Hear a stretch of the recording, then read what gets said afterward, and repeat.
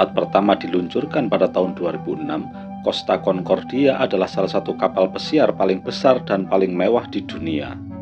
6 tahun kemudian, kapal pesiar yang biaya pembuatannya mencapai 570 juta dolar atau 8 hari MBG ini harus pensiun lebih cepat karena kelalaian yang cukup sepele. Penyebab utamanya adalah manuver berbahaya yang disebut incino atau penghormatan pada penduduk lokal, di mana kapal pesiar berlayar sangat dekat dengan pantai untuk menyapa penduduk pulau terdekat. Jam 9 malam, kapten kapal saat itu, Francisco Schettino, memerintahkan perubahan rute dari jalur yang seharusnya berada 9 km atau 5 mil laut dari pantai Pulau Giglio menjadi hanya sekitar 500 meter atau 0,3 mil laut saja. Kapten Francisco Schettino memerintahkan manuver penghormatan untuk berlayar sangat dekat dengan Pulau Giglio guna memberi salam kepada mantan kapten kapal Costa yang tinggal di sana.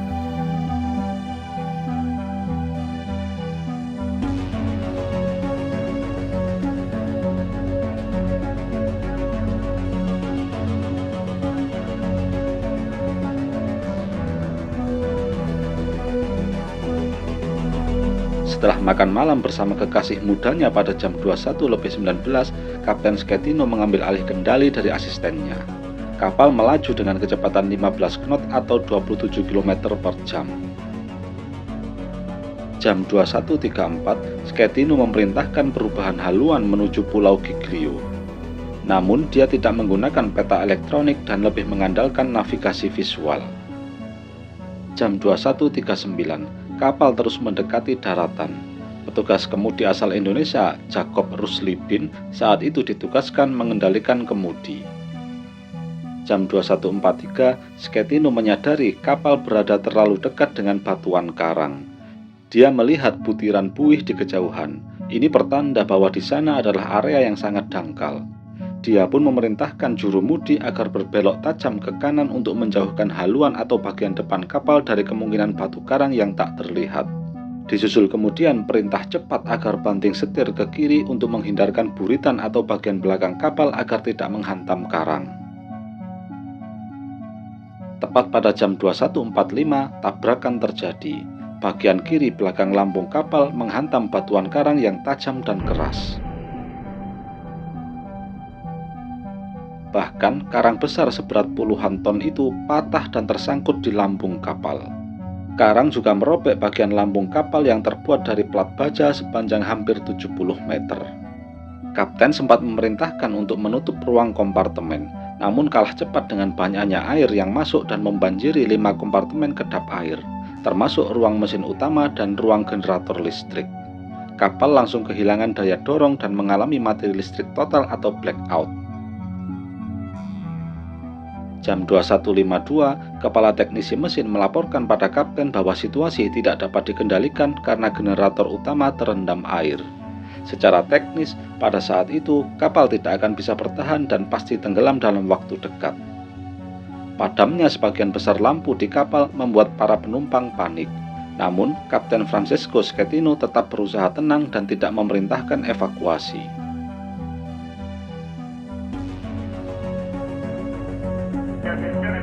Parlo a nome del comandante, la situazione è sotto controllo, abbiamo avuto un problema tecnico ai generatori della nave, c'è stato un blackout, i tecnici stanno lavorando all'incontro, vi daremo informazioni non appena possibile. Grazie. Salah satu keberuntungan Costa Concordia saat itu adalah adanya angin kencang yang mendorong kapal ke arah daratan. Kapal sempat terdorong lalu berputar dan kemudian berhenti karena bagian kanan menghantam dasar laut yang dangkal di dekat pantai. Kapal pun berhenti dalam keadaan miring 20 derajat ke kanan. Jam 22:12, penjaga pantai Italia menghubungi kapal setelah menerima laporan dari penumpang melalui ponsel.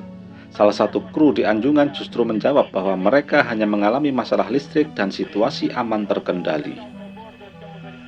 Jam 22.33, keadaan semakin terlihat gawat karena air semakin deras masuk ke ruang atas.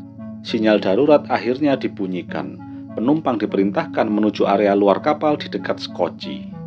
Jam 22.54, Kapten Schettino akhirnya memerintahkan untuk meninggalkan kapal.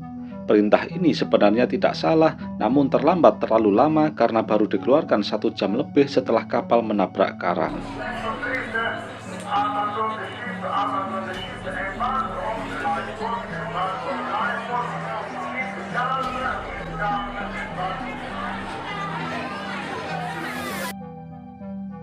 Jam 23.15, akibat masuknya air yang masif, kapal mulai miring secara drastis ke sisi kanan. Hal ini menyebabkan skoci di sisi kiri tidak bisa diturunkan karena sudut kemiringan yang terlalu ekstrim. Sementara itu, penduduk dekat pantai Giglio mengeluarkan perahu-perahu mereka untuk membantu evakuasi penumpang.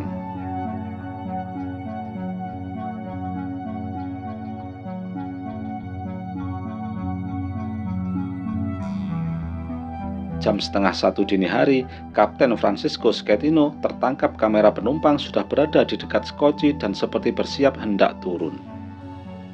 Jam 1:04, Kapten Gregorio De Falco dari penjaga pantai Italia menghubungi Schettino. Melalui sambungan radio, De Falco yang tahu Schettino tidak ada di kapal membentak dan memerintahkan Schettino untuk kembali ke atas kapal melalui tangga darurat guna mengkoordinasi evakuasi.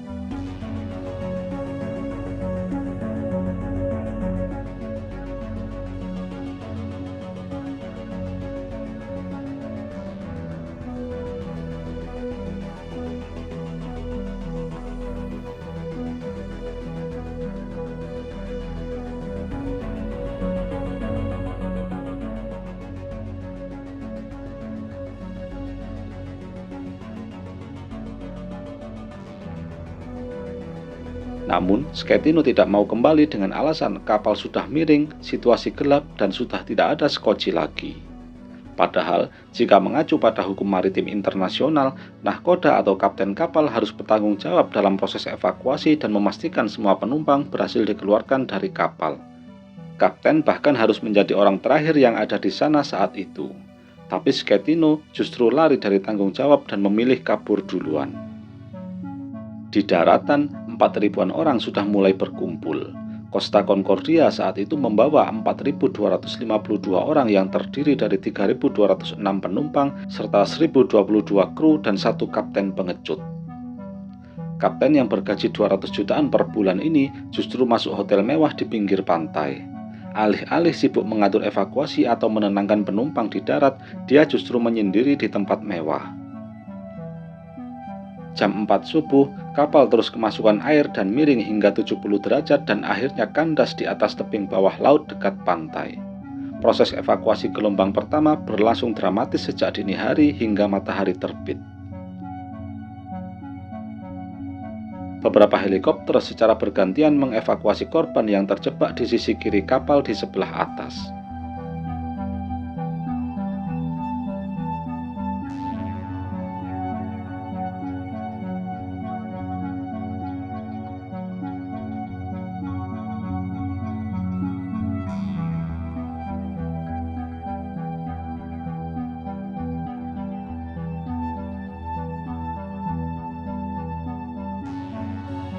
Jam 7 pagi, evakuasi oleh tim penyelam mulai dilakukan. Tim dari Angkatan Laut Italia dan tim SAR ini memakai bom ringan untuk menjebol jendela. Tim penyelam cukup dimudahkan karena visibilitas di dalam air saat itu cukup bagus.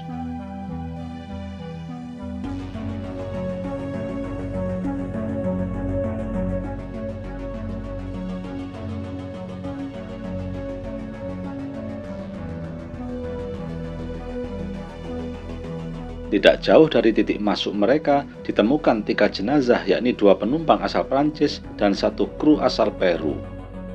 Di dek 8 atau kamar 303 yang tidak sepenuhnya terendam air, tim SAR mendengar teriakan seseorang. Karena posisi kapal miring drastis, pintu kabin terjepit dan mereka tidak bisa keluar. Setelah tim SAR berhasil menjebol pintu, keluarlah 1 pasangan muda asal Korea yang baru saja menikah. Mereka berdua berhasil bertahan 24 jam lebih bermodalkan biskuit dan sebotol air minum.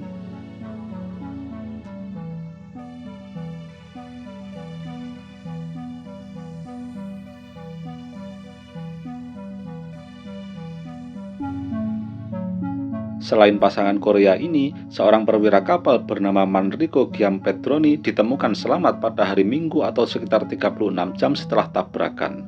Dia ditemukan di area restoran dalam keadaan patah kaki karena tertimpa perabot. Sedangkan sang kapten Francesco Schettino ditangkap polisi di Hotel Bahamas dan langsung digelandang ke polsek terdekat untuk dimintai keterangan. Untuk pencarian korban selamat dihentikan secara resmi pada 31 Januari 2012. Pihak berwenang Italia menyatakan bahwa secara medis dan teknis mustahil ada orang yang masih hidup di dalam bagian kapal yang terendam setelah lebih dari 2 minggu. Sedangkan proses pencarian jenazah terus dilakukan selama berbulan-bulan selama kondisi kapal dan cuaca masih memungkinkan. Tim penyelamat 2 kali menemukan sekelompok jenazah dalam jumlah banyak yang terkumpul di satu titik, termasuk Giuseppe Girolamo, seorang musisi kapal yang dianggap sebagai pahlawan karena memberikan tempatnya di Sekoci kepada seorang anak, padahal dia sendiri tidak bisa berenang. Total, 30 jenazah ditemukan oleh tim, sedangkan 2 orang lainnya masih misterius tidak diketahui keberadaannya.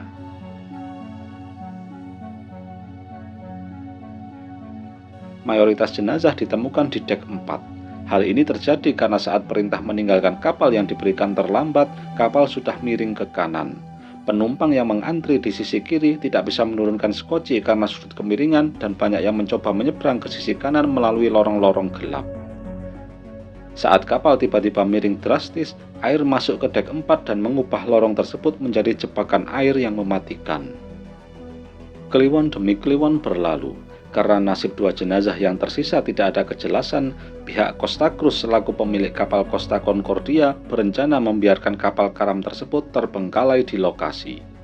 Tapi karena tekanan dari pemerintah Italia yang khawatir mengganggu pariwisata Pulau Giglio dan desakan aktivis lingkungan yang khawatir minyak kapal dapat merusak ekosistem laut, Costa Cruz dipaksa melakukan proses pemindahan bangkai kapal.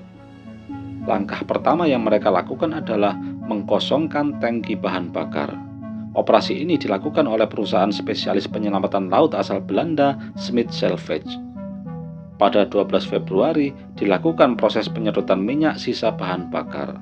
Proses ini dilakukan secara cermat dan hati-hati. Proses pengosongan menjadi sangat sulit karena posisi tangki bahan bakar yang berada di bawah dan dekat dengan tebing laut.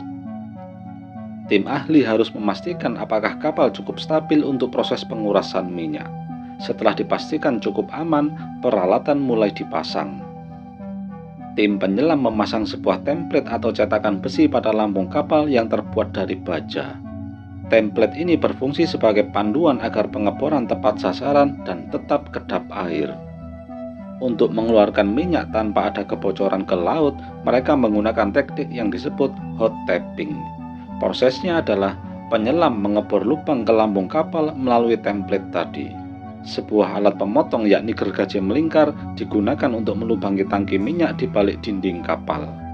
Setelah lubang terbentuk, katup khusus dipasang sehingga minyak bisa mengalir hanya ke dalam pipa yang sudah disiapkan, bukan ke laut lepas. Minyak kemudian dipompa keluar dari tangki-tangki kapal menuju ke kapal tangki penampung yang sudah menunggu di permukaan laut. Proses ini dilakukan dengan sangat hati-hati karena penyelam harus bekerja di ruang yang sangat sempit, yakni sekitar 1,4 meter di antara dinding kapal sambil membawa peralatan berat. Operasi pengeluaran minyak ini akhirnya dinyatakan selesai pada pertengahan April atau 3 bulan setelah tabrakan.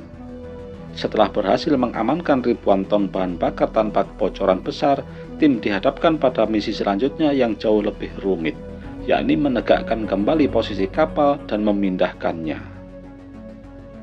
Pihak yang dipercaya oleh Costa Cruz adalah konsorsium gabungan antara perusahaan Titan Salvage dari Amerika dan Micoperi dari Italia yang memenangkan kontrak raksasa untuk menyingkirkan bangkai kapal tersebut. Dalam salah satu klausul perjanjiannya, menjaga ekosistem laut merupakan prioritas utama misi. Laut tidak boleh tercemar dan batu karang tidak boleh dirusak atau dipindahkan. Untuk memimpin misi sulit ini, ditunjuklah Nick Sloan, yakni seorang ahli penyelaman laut asal Afrika Selatan yang memiliki reputasi mengevakuasi kapal yang setengah tenggelam, memotong atau memindahkan bangkai kapal dari laut dalam. Salah satu rekam jejak Nixlund yang cukup terkenal adalah misi penyelamatan kapal tanker Brillante Virtuoso pada tahun 2011 di perairan Yaman. Selain tantangan teknis yang berat, misi ini sangat berisiko karena adanya ancaman serangan susulan dari perompak Yaman yang sebelumnya telah membakar kapal tersebut. Sedangkan di kasus Costa Concordia ini, tantangan terbesarnya adalah posisi kapal yang ada di tepi tebing batu dan nyaris terjun ke dasar laut. Saat Nixlund datang ke TKP, dia langsung terkejut karena kapal pesiar tersebut ukurannya lebih besar dari yang dia lihat di foto. Sebagai langkah awal, Nixlund juga menyiapkan hotel terapung dadakan untuk kru yang akan datang membantunya. Kru berasal dari 26 negara dan semuanya memiliki keahlian khusus seperti ahli medis, ahli lingkungan, ahli konstruksi bawah laut, para penyelam handal berpengalaman, tukang pijat, tukang masak, dan tentu saja ahli gizi beneran. Nixlund kemudian memerintahkan penyelam untuk memetakan area di bawah kapal agar dia bisa memahami bagaimana kapal yang memiliki panjang 3 kali lapangan bola itu bertumpu pada batuan tajam yang sewaktu-waktu bisa membuatnya merosot ke palung yang lebih dalam, yakni sekitar 65 hingga 70 meter. Setelah survei lokasi bawah laut, Nixlund merancang strategi yang dikenal dengan istilah parbuckling, yakni sebuah metode kuno yang dimodernisasi dengan teknologi mutakhir. Metode ini memakai tali atau penarik untuk merubah posisi kapal. Tahap awal sebelum melakukan penarikan adalah membangun jangkar di daratan yang berfungsi sebagai penahan kapal. Kapal akan ditahan oleh kabel baja. Tim juga memasang 36 dongkrak hidrolik. 24 dongkrak nantinya akan digunakan untuk menarik kapal, sedangkan 12 dongkrak sisanya berfungsi sebagai rem atau penahan agar kapal tidak bergerak sebelum waktunya. Lalu, dibuatlah landasan buatan di bawah air. Tim memasang 800 lebih kantong berisi cairan sejenis semen khusus untuk bawah laut. Kantong ini diletakkan di antara lambung kapal dan dasar laut sebagai empu-empu alias bantal penyangga tambahan. Kantong ini mengisi kekosongan ruang dan menciptakan landasan yang stabil dan rata agar lambung kapal tidak retak atau patah akibat tekanan beratnya sendiri. Setelah itu, tim membuat meja landasan di bawah kapal. Tujuannya agar saat kapal ditarik dan dikembalikan ke posisi tegak, kapal tidak melorot dan bergeser ke tebing lalu turun ke dasar lautan. Untuk itu, tim harus mengebor batu granit di tebing laut untuk memasang lebih dari 21 tiang panjang baja yang berfungsi sebagai penyangga 6 platform raksasa. Platform ini sendiri berfungsi sebagai meja tempat mendaratnya perut kapal saat nanti ditegakkan.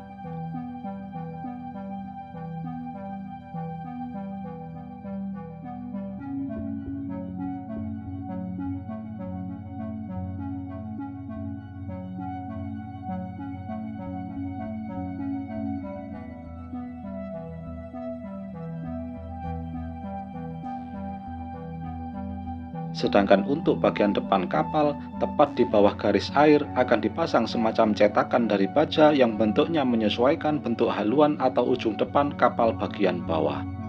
Cetakan ini nanti akan menjadi penyangga agar beban gravitasi lebih merata dan tidak hanya bertumpu di depan. Jika sebagian besar beban ngumpul di depan, kapal rawan patah karena posisi haluan yang menggantung. Setelah semua landasan seperti kantong semen, 6 platform baja, dan cetakan haluan sudah siap, barulah dipasang kabel baja yang berfungsi sebagai penarik atau pemutar posisi kapal. Kabel-kabel ini tidak langsung diikat ke lambung kapal, melainkan dipasang pada pollard atau tiang tambat baja yang sudah diperkuat dan dilas ke bagian atas kapal yang tidak terendam air. Di bagian dalam kapal juga ditambahkan rangka baja yang terikat dengan pollard di bagian luar. Teknik ini dipakai selain untuk menghindari bodi kapal yang robek, juga bisa meratakan beban tarikan. Kabel baja untuk memutar posisi kapal ini ditarik oleh dongkrak hidrolik dengan tenaga yang sudah disesuaikan dan diatur secara presisi oleh komputer. Setiap kabel baja mampu menahan beban hingga 1000 ton. Dongkrak ini bekerja seperti orang memanjat tali. Dongkrak menjepit kabel, menariknya ke atas, lalu menjepitnya kembali untuk mengambil langkah berikutnya. Proses ini sangat lambat namun memiliki tenaga yang stabil dan presisi. Setelah semuanya siap, tangki sponson dipasang di sisi lambung kapal yang berada di atas air. Tangki kotak yang terbuat dari plat baja ini nantinya akan diisi air agar menjadi pemberat dan membantu meringankan proses penarikan. Kotak kosong yang ukurannya setinggi gedung kecil ini dilas di sisi kiri kapal yang masih berada di atas air. Ukuran dan berat sponson bervariasi antara 400 hingga 600 ton per kotak. Kotak-kotak ini memiliki sekat-sekat di bagian dalam dan bisa diisi udara maupun air dengan kapasitas yang presisi berdasarkan perintah komputer. Sponson yang terisi air ini mampu membantu menambah beban tarikan sebesar 6.000 ton. Setelah kapal siap dipindah, sponson berubah fungsi menjadi pelampung murni. Air akan dikosongkan dan diganti udara hingga ketinggian kapal bertambah dan mudah dibawa ke tempat lain. 20 bulan setelah menabrak karang atau 13 September 2013, bangkai kapal Costa Concordia siap ditarik dan ditegakkan. Para penyelam melakukan inspeksi terakhir untuk memastikan semuanya aman. Pada jam 9 pagi, dengan perasaan deg-degan, Nixon memimpin komando dari ruang kontrol. Dongkrak hidrolik mulai bekerja secara bersamaan. Dari kejauhan, kapal seperti tidak bergerak sama sekali pada 3 jam pertama. Hal ini terjadi karena saking pelan dan saking sedikitnya tarikan dari dongkrak. Apalagi, lumpur dan lumut memberikan efek seperti lem atau perekat terhadap bodi kapal yang menempel kuat di sana selama 20 bulan. Setelah itu, penarikan dihentikan dan dilakukan pemeriksaan ulang di dalam air. Para penyelam melihat dengan seksama apakah ada keretakan pada badan kapal. Setelah semuanya dinyatakan aman, penarikan dimulai kembali dengan tenaga yang sedikit diperbesar. Dalam 1 jam, kabel tertarik sepanjang hampir 2 meter. Kapal mulai terlihat bergerak perlahan. Penarikan dihentikan sebentar untuk pengecekan dan dilanjutkan lagi dengan gerakan yang lebih pelan dari sebelumnya. Jam 6 sore, begitu kapal mencapai kemiringan sekitar 25 derajat, titik berat kapal berubah. Untuk membantu penarikan, air mulai dimasukkan ke dalam tangki sponson di sisi kiri. Berat air ini sekitar 11.000 ton. Masuknya air ini membantu menarik kapal ke posisi tegak menggunakan gaya gravitasi. Di fase ini, beberapa tali baja yang sebelumnya dijadikan penarik berubah fungsi sebagai pengerem agar kapal tidak jatuh dengan keras ke platform yang ada di bawah air. Jatuhnya kapal dengan keras dapat merusak posisi platform dan rawan membuat kapal tergelincir. Sekitar jam 4 subuh, tanggal 17 September 2013, kapal akhirnya berdiri tegak sepenuhnya pada sudut 0 derajat dan duduk manis di atas 6 platform baja. Kotak sponson kemudian dikontrol secara berkala antara memasukkan atau mengeluarkan air agar posisi kapal benar-benar stabil. Proses selanjutnya adalah membersihkan kotoran yang ada di badan kapal sebelah kanan. Karena akhir tahun memasuki musim dingin dan rawan badai dari Laut Mediterania, tim pun menunda misi pengangkatan dan memasang jangkar tambahan untuk memastikan posisi kapal tidak bergeser. Berubahnya bentuk bodi kapal sebelah kanan yang hancur karena tertindih selama 20 bulan juga memaksa tim menunda proses pemindahan. Tim harus memasang rangka baja tambahan di bagian kanan agar sponson bisa terpasang dengan rapi dan presisi. April 2014 atau 7 bulan setelah kapal ditegakkan, operasi dilanjutkan kembali. 15 sponson dipasang di bodi sebelah kanan. Akhir Juni dilakukan proses refloating atau pengapungan kapal. 30 tangki sponson diisi udara secara bertahap.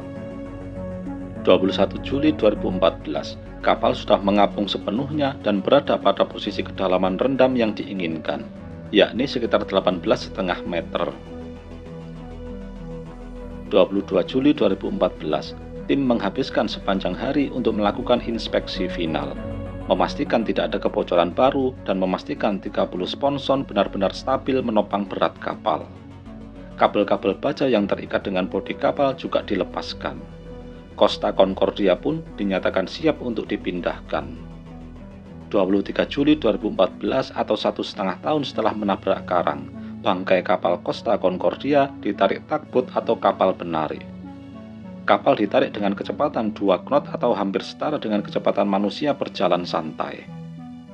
Rute kapal juga disesuaikan dengan jalur pelayaran dan area konservasi lumba-lumba. Maka dari itulah proses pemindahan dari Pulau Giglio ke Genoa ini memakan waktu yang cukup lama. Barulah pada 27 Juli 2014, kapal berhasil masuk galangan kapal di Genoa dengan selamat. Costa Concordia kemudian menjalani proses pembersihan perabot dan mutilasi badan kapal untuk didaur ulang. 53.000 ton baja atau 80% dari bobot kapal berhasil didaur ulang. Sisanya berupa tembaga, kuningan, perunggu, dan plastik juga dipisahkan untuk diolah kembali. Secara total, lebih dari 1.000 pekerja terlibat dalam proses pembongkaran ini tanpa ada kecelakaan kerja yang fatal. 3 November 2014, sekitar 3 tahun setelah tragedi tersebut, ditemukan jenazah terakhir yang sebelumnya hilang. Jenazah tersebut adalah Russell Rebello, seorang pelayan asal India yang dianggap sebagai pahlawan karena tetap di kapal untuk membantu evakuasi penumpang. Jasadnya ditemukan di dalam sebuah kabin di dek 8. Jenazah Russell tersembunyi di bawah tumpukan meja dan kursi yang jatuh dan menumpuk akibat kemiringan kapal yang ekstrim saat karam. Jenazahnya ditemukan dalam kondisi masih memakai seragam pelayan dan identitasnya dikonfirmasi melalui ID card yang masih ada di saku serta tes DNA di kemudian hari. Penemuan ini menjadi penutup tragis dari pencarian seluruh korban, menjadikannya korban ke-32 atau korban terakhir yang berhasil ditemukan dari reruntuhan Costa Concordia. Adapun proses pembongkaran kapal baru selesai pada 7 Juli 2017 atau 3 tahun setelah masuk galangan. Jika ditotal, butuh waktu 5,5 tahun sejak kapal menabrak karang hingga selesai pembongkaran. Total personil yang terlibat dalam misi ini adalah 800 orang.